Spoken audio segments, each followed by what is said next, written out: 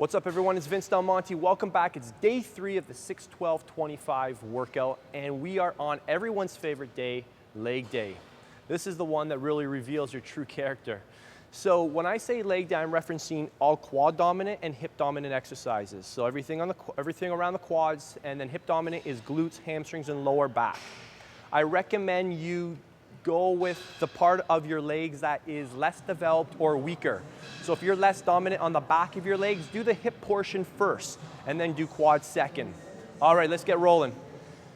Okay guys, when it comes to training quads, general warm-up is very, very critical. So we need a good 5-10 minutes spinning on the bike. We want to get a lot of blood flow into our legs. We're training some big motor units today. Energy demand's high. The level of discomfort is going to be greater than any other exercise. So you might even want to take 2 or 3 warm-up sets before getting into your first work set. When it comes to quad training, we have a lot of different variations we can do with the squat rack.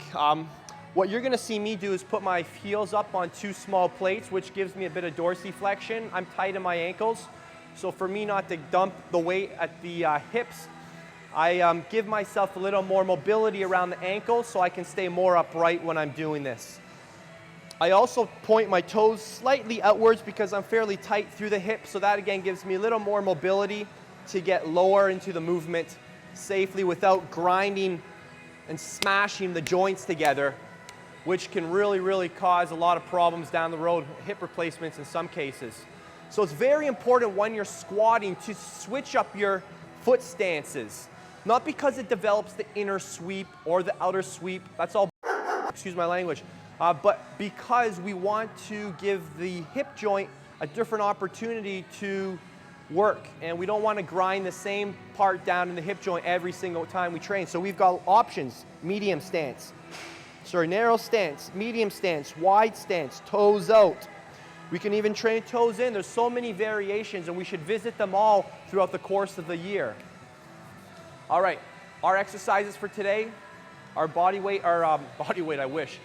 squats with the medium stance, and then we're going to be doing sissy squats, and then we're going to be doing leg extensions. So we're doing mid-range movement, stretch movement, and then contraction movement. So we're applying the positions of flexion as well. All right, wish me luck today. Let's rock and roll. I've already done my warm-up sets, by the way.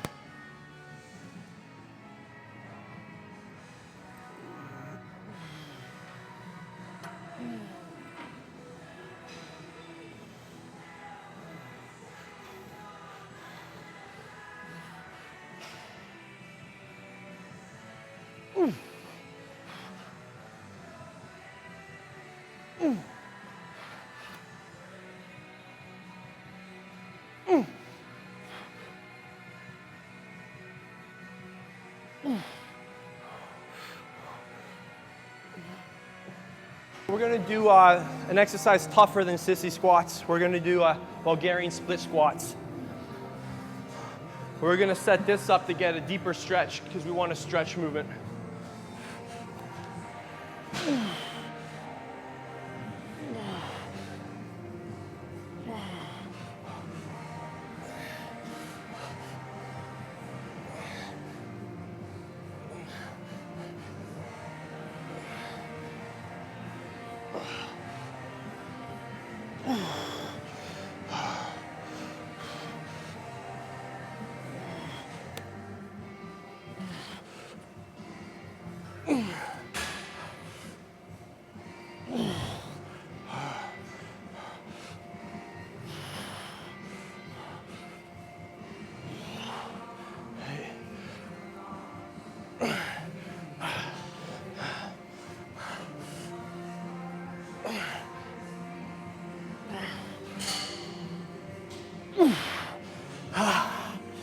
We've got to travel a bit to the next one.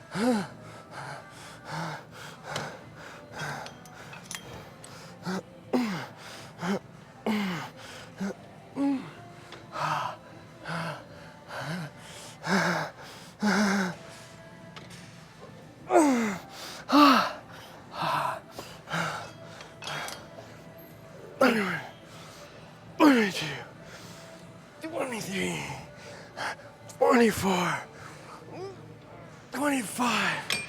Holy, oh man. Oh.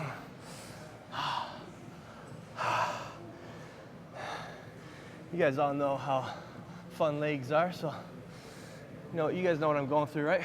Oh man. Whew. So we got to set the watch for 2 minutes. I remember my watch today, guys.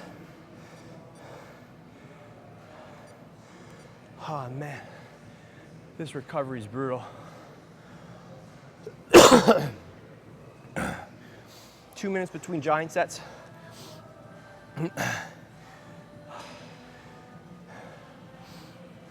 All right, so let's move back. One thing actually I want to mention on the leg extension. It's okay to do drop sets to hit your 25 if you calculate the weight a little high.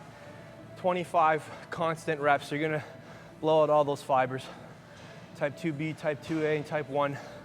And it's really important that you get in the full range of motion, or else you're just training like a weightlifter.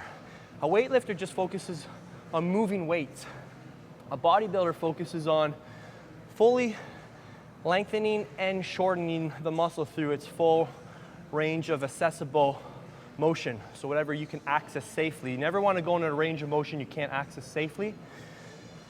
But the range you can access, you want to get every inch of that. One last thing on this. What do you guys think is harder when you're doing a leg extension? Sitting upright or leaning backwards? Good question, right? Because you can change your position to give you a mechanical advantage.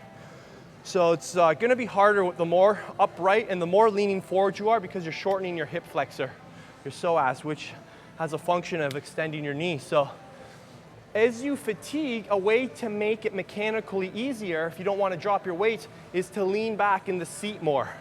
And the further you are back in the seat, the more your psoas lengthens. It'll be easier to extend the set or to hit your goal reps. So just a little tip there for you. That's probably it's a minute 50. All right, guys, I'm not feeling the best, but that's okay. Remember, anybody can go through one giant set. The question is can you maintain your intensity for your second one and your third one? So it is normal to drop the weights. We don't want our weights to drop any more than 20% from set to set. So we are gonna strip 50 pounds off this and go down to 225, so we make sure we get those 6 reps. And if we can steal a 7th or 8th one, we'll do that.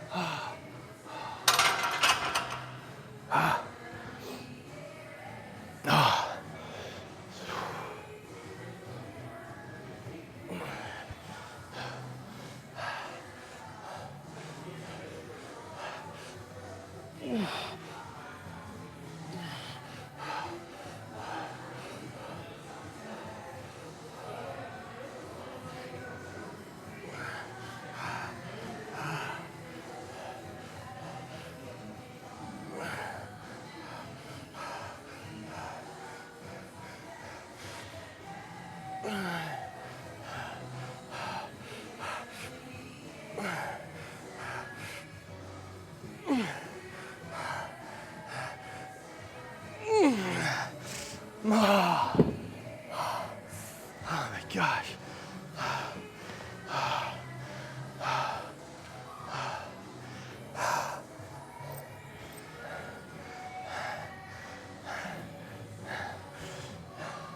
Second leg is always harder.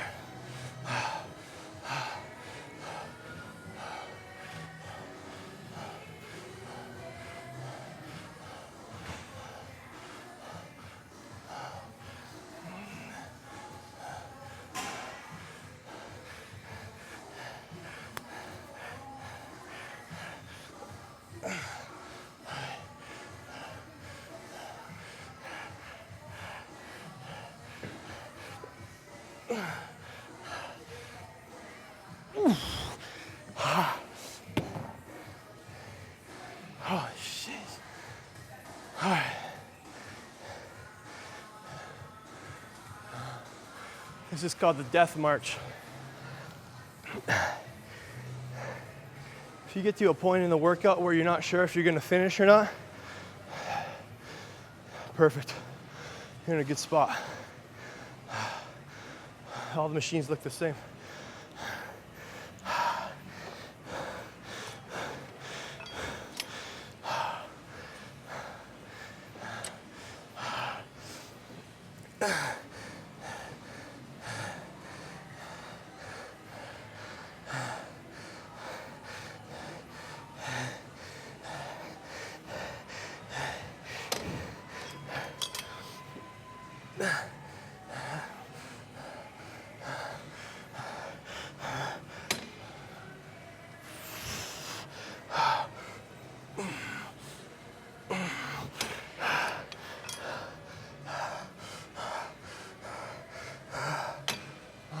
God.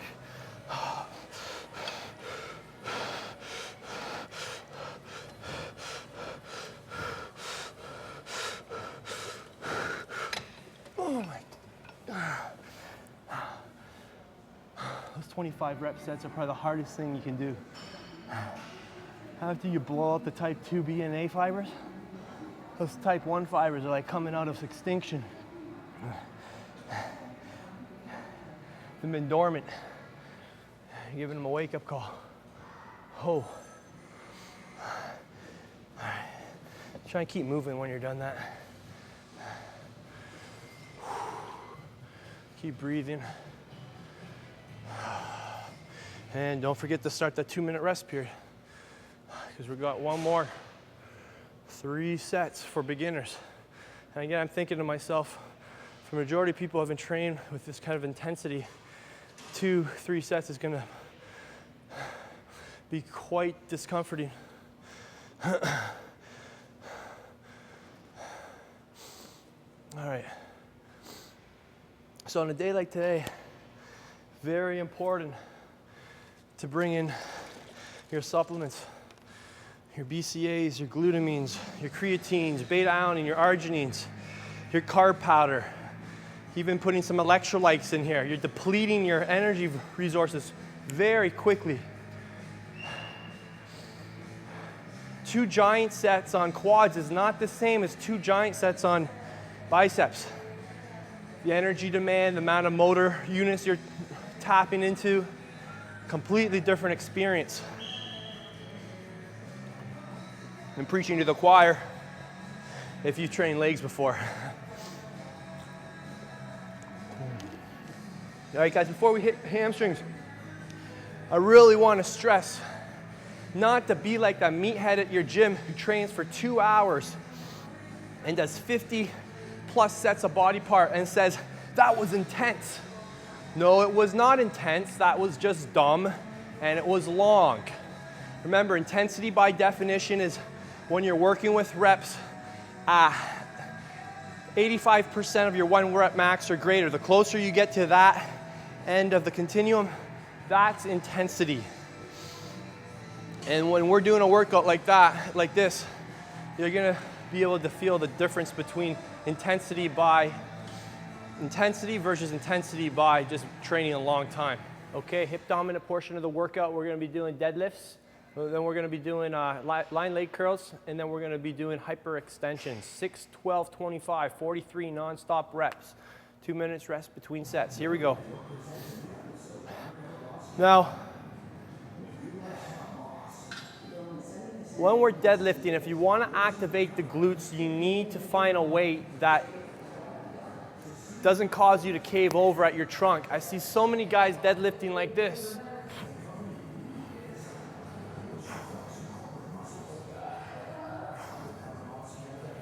So, if this is a hip dominant workout, we want to initiate through our glutes, and we want to find a weight that we can keep our hips down and we can keep our shoulder blades retracted the entire time. It's a completely different exercise. So most guys need to cut their weight literally by 100, 150 pounds to be able to do that. So again, the body doesn't have any idea of how much weight is on the bar. It only understands how much intention you apply through that muscle.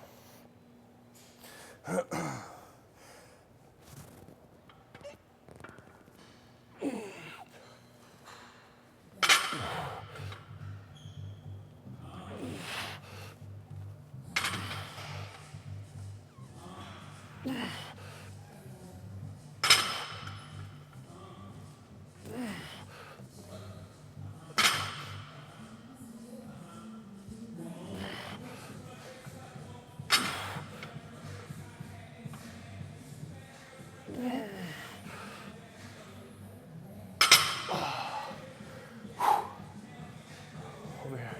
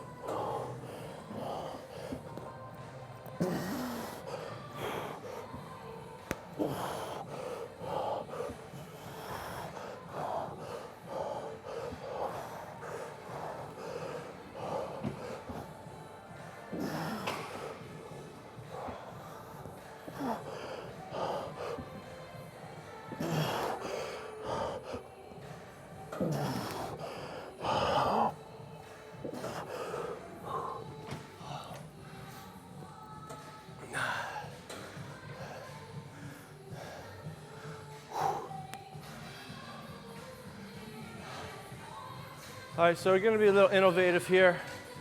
We're going to do hyperextensions. One of the functions of your hamstrings is to extend your hips. So we just worked them primarily at the knee. Now we're going to work them at our hips. And we're going to bring in the power horses, the glutes into this as well.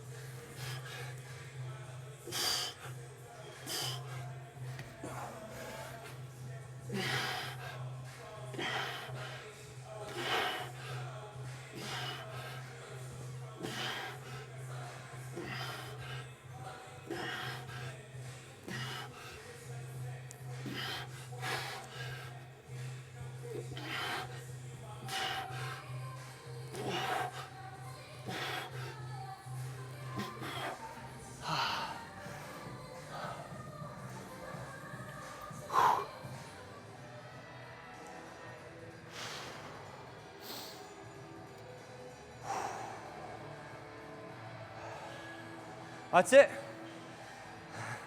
Literally, that's it for me. We're doing one set on the hip portion of this workout. So you guys will go through that three total times if you're a beginner, 4 intermediate, 5 if you're advanced. And if you guys have any questions on all the specs, any of the particulars of this workout, just click the button that says show more below. I wrote it all out for you guys. So this workout really gasses you. Like I said, it's not like training the biceps or the triceps. You really need to come in mentally prepared. But remember, the intensity is dictated by following the prescribed tempos and the rest periods. That's what makes the workout tough, not by cranking out sloppy weights. Remember, we want to train like a bodybuilder, not like a weightlifter. We want to feel what we're doing. We want our muscles to go home saying, wow, that was amazing. I better adapt to that so I never experience that stimulus again. And that's when growth occurs. That's when you experience the training effect. It's a nice little giant set we did on hips. We did a mid-range movement, the deadlifts. Again, really stressing keeping the hips down. Any dude can crank 300-400 pounds off the floor. It's just the question is how ugly is it? Or how pretty is it? So then we did a stretch movement. We did the leg curls. When you guys join Live Large TV Season 3, we're going to be going through all the different variations on lying leg curls. What happens when you point your toes out, point them in? When you lift your hip off and then curl. What happens when you arch your back when you do the lying leg curl? And we're going to apply different techniques to the leg extension and some of the other movements we did today because we're showing you variations you're probably familiar with. And it's just easy to do that in a video series like this. Hip extensions, hyperextensions with the